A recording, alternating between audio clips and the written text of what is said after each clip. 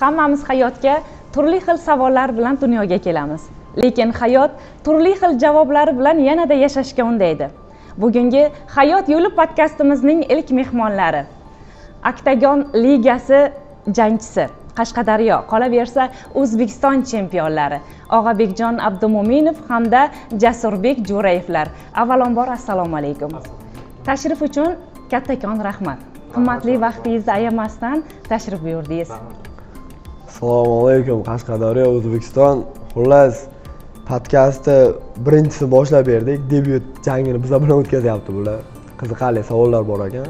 O'zimiz ham qiziqib keldik. Qaniki janglardan keyin bir dam olaylik, gaplashib, jaydarchasi. Albatta.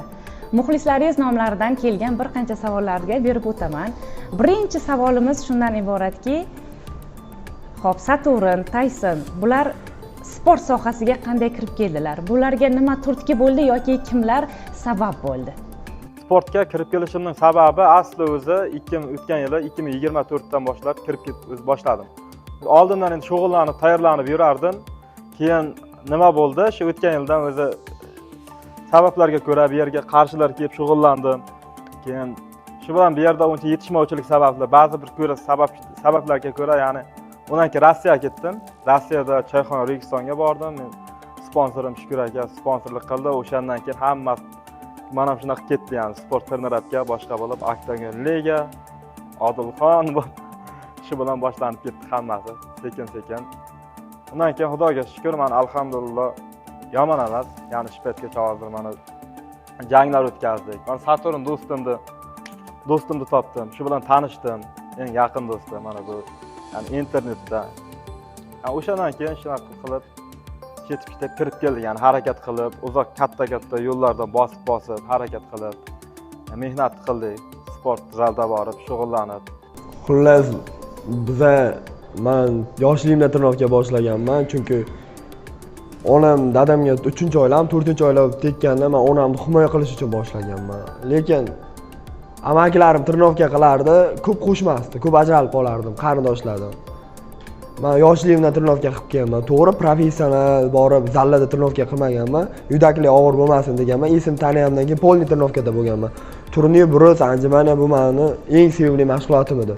To'g'ri, yirtiq krossovkada, to'g'ri shatayda, to'g'ri kalishda, yetikda yugurganman, zato qilganman, mehnat qilganman. Tanamda u ko'rinib turadi. Keyin bu yo'q Oktagon hammasi Allohdan. Bizga bir sababchi.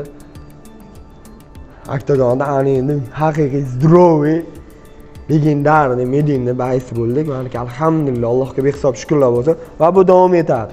Hali o'sha gap Makrigergacha boramiz. Inshaalloh. Undan nariyog'i uncha ikki qo'lni og'izga tiqmaylik. Kam-kam xo'ret, hamisha xo'ret. Tojikiston bapesh. Zo'r. Saturn va Tysonni g'alabasi yo'lidagi eng og'ir qiyinchiligi nimada? Bizlarda hammasi oson bo'lgan. Shunchaga chiqdik, bo'ldi. Bizlarda ham qiyin bo'lgan. Hammada u naqalib arenaga chiqib, yoqqa borguncha kimdirlar uchun 7-8 yillab trenirovka qilib bergan bolalar uchun orzu bo'lgan narsani bizlar shunchaki Alloh bir tekis qilib ko'rsatib qo'ydi. Trenirovka jarayonida, lekin o'sha narsani biz bo'ynimizga zimma oldikda, o'sha sharoitdan kelib chiqib, kechasi yandex qildik, kunduzi kafeda ishladik. Keyin podvolda yotdik 1,5 yuvilishga, kiyimni yuvishga sharoit yo'q. Ular yo'q, yuvinishga sharoit yo'q. 5 kiloli, 10 kiloli idishga olib, hojatxonaga kirib yuvingan vaqtlar bo'ldi. U doimiy bo'ldi. Birinchi jangim, ikkinchi jangim polni shunday bo'ldi, to'g'risida. Sportchiga yuvinish, kiyim tozaligi bu eng katta narsada, vitaminizatsiya. Menda u narsadan hech qaysi bo'lmadi. Lekin bizda qaytish yo'q edi. Va bo'lmaydi ham. Bundan keyin ham endi peshona ekan. Men nolinib narsa qilmoqchi emasman. Hammasi uchun alhamdulillah demoqchiman. Shu qiyinchiliklar sababli hozir kistamda pulim bor. Dadamga mashina berdim, uydagilarga haj safari berdim. Mendan xursand yigitni o'zi yo'q. Hozir do'stlarim oldimga qaytaryapman. Misol og'ir vaziyatga tushib qolgan og'aylarimga yordam bera olyapman. Men bundan xursandman. Bu davom etadi. U bizda qaytish yo'q.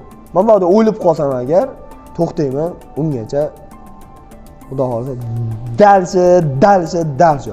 Umuman har jangda yutaman, Qashqadaryo, Surxondaryoda baqiraman. Bular meni shu darajaga olib kelgan 70-75 Surxondaryo, Qashqadaryo bo'ladi.